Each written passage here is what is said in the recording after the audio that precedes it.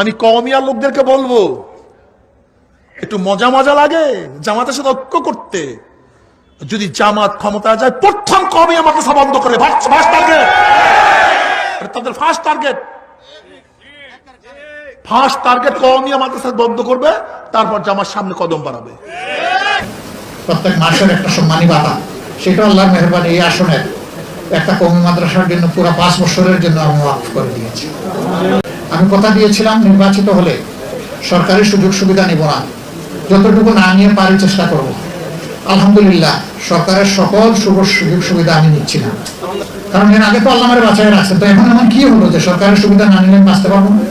আমার একে একে সরকার থেকে যতগুলো পেমেন্ট সংসদ সদস্য পাওয়ার কথা আমি লিখিত জানাই দিয়েছি, এটা নিব না, ওইটা নিব না, ওইটা নেব না।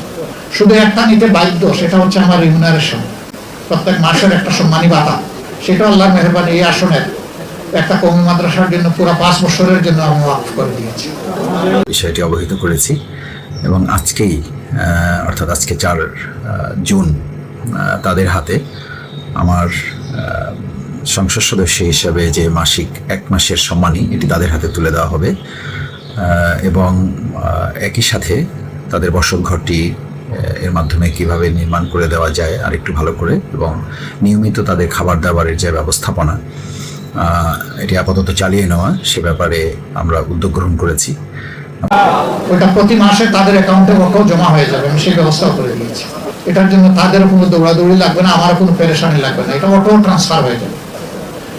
দোয়া করবেন, দুনিয়ার সম্পদ নয় আখিরাতের সম্পদ আমরা সবাই মিলে যেন জোগাড় করতে পারি। দুনিয়া যেমন তেমন হোক, আখিরাতটা যেন আমাদের সুন্দর হয়, আর আখিরাত সুন্দর হলে দুনিয়াও সুন্দর হবে ইনশাআল্লাহ। বাংলাদেশ শুধু মুসলমান বসবাস করে না, অন্যান্য ধর্মের মানুষও করে। পশ্চিমবঙ্গে আপনারা দেখতে পাচ্ছেন হম্বিতম্বি মুসলমানদের উপর বিভিন্ন ধরনের নির্যাতন হচ্ছে। আমরা তার নিন্দা জানিয়েছি, নিন্দা জানাবো, সেটা দুনিয়ার যেখানেই ঘটুক। কিন্তু বাংলাদেশে আমরা চাই না যে পশ্চিমবঙ্গের মুসলমানদের উপর অপমানজনক আচরণ করা হচ্ছে বলে বাংলাদেশে যে কোনো একজন অন্য ধর্মের মানুষের একটা লোম ধরে কেউ টান দেবে, এটা আমরা বরদাস্ত করবো না। এই দেশ আমাদের সকলের, এই দেশের অধিকার ভোগ করার অধিকারও সকলের সমান। আমরা সেই হারমোনি, আমাদের শিষ্টাচার আমরা ইনশাল্লাহ মেনে চলব, এটাই ইসলামের সৌন্দর্য। বলবেন যে তারা আমাদের ভাই, এখানে আমরা প্রতিশোধ নিতে পারি না। ইসলাম নিষেধ করেছে বাপের অপরাধে সন্তানকে শাস্তি দেওয়ার কোনো অধিকার কারণেই, সন্তানের অপরাধে বাবাকে শাস্তি দেওয়ার কোনো অধিকার কারণেই, স্বামীর অপরাধে স্ত্রীকে শাস্তি দেওয়ার অধিকার কারণেই, এবং স্ত্রীর অপরাধে স্বামীকেও শাস্তি দেওয়ার অধিকার কারণেই। এতটুকু যদি না থাকে, তাইলে অন্য দেশের কোনো কিছুর জন্য আমার দেশে আমি দেশকে অস্থির করে তুলবো, এর অধিকার আমাদের নেই। এটা কেউ করতে গেলে আমরা দিব না করতে, তার হাত অবশ করে দেব। আমরা আমাদের সামাজিক শৃঙ্খলা, সৌন্দর্য, শান্তি নষ্ট করতে দেব না। আমি কথা দিয়েছিলাম নির্বাচিত হলে সরকারি সুযোগ সুবিধা নিব না, যতটুকু না নিয়ে পারি চেষ্টা করব। আলহামদুলিল্লাহ সরকারের সকল সুযোগ সুবিধা আমি নিচ্ছি না, কারণ এর আগে তো আল্লাহ আমারে বাঁচায় রাখছেন। তো এখন এমন কি হলো যে সরকারের সুবিধা না নিলে বাঁচতে পারবো না? আমার একে একে সরকার থেকে যতগুলো পেমেন্ট সংসদ সদস্য পাওয়ার কথা আমি লিখিত জানাই দিয়েছি, এটা নিব না, ওইটা নিব না, ওইটা নেব না।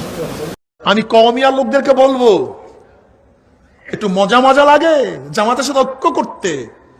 যদি জামাত ক্ষমতায় যায়, প্রথম কওমিয়া মাদ্রাসা বন্ধ করে, তাদের ফার্স্ট টার্গেট কওমিয়া মাদ্রাসা বন্ধ করবে, তারপর জামাত সামনে কদম বাড়াবে। জামাত শিবিরের ফিতনা থেকে জাতিকে সতর্ক করেছে। যদি এরা ক্ষমতায় পায়, তাহলে কওমি মাদ্রাসার অস্তিত্ব হুমকির মুখে পড়বে। মানুষ যখন দেখেছে যে সরকারি দলের পাশাপাশি বিরোধী দল সিরিয়াস এই সমস্যাটা নিয়ে, তখন মানুষের মনে একটা আস্থা এসেছে, চোররা আর তেল চুরি করতে পারবে না, তেল ডাকাতরা আর ডাকাতি করতে পারবে না, অবৈধ মজুদদাররা আর মজুদ করতে পারবে না, যারা প্রাইস টেম্পারিং করে দাম বাড়ায় তারা আর পারবে না।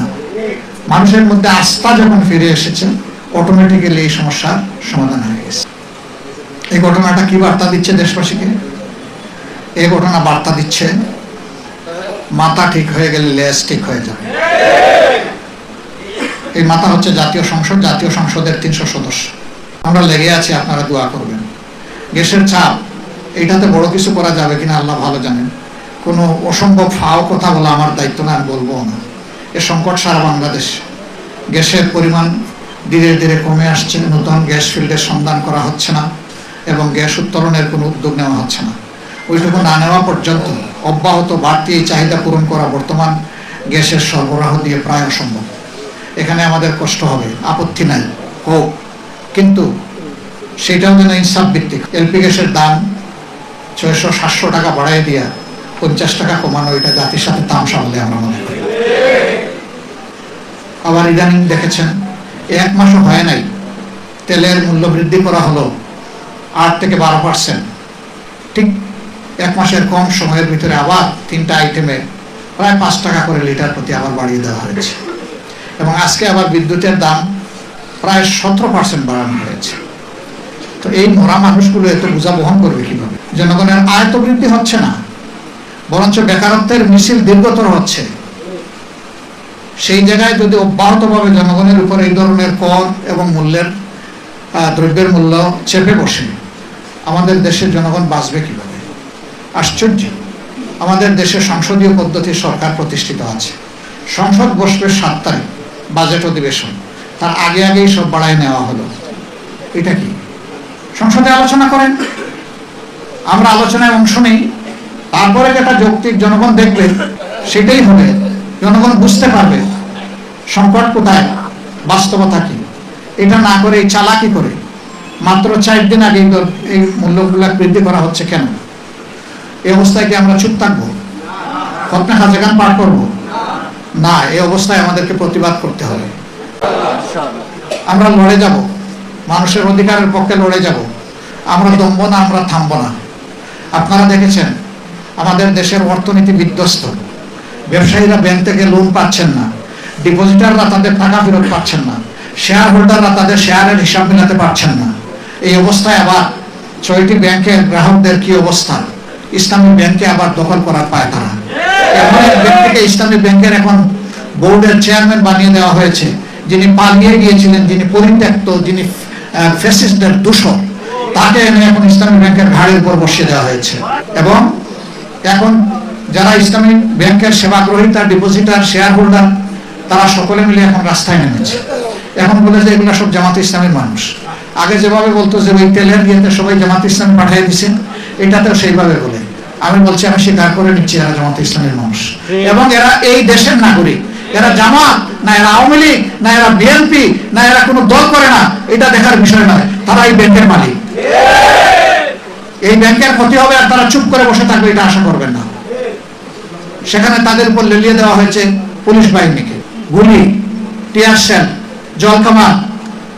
আমি গতকালকে সিলেটে ছিলাম এই ঘটনা ঘটার সময়। আমি বলেছি যে আগামী দিন আমিও নামবো ইনশাআল্লাহ।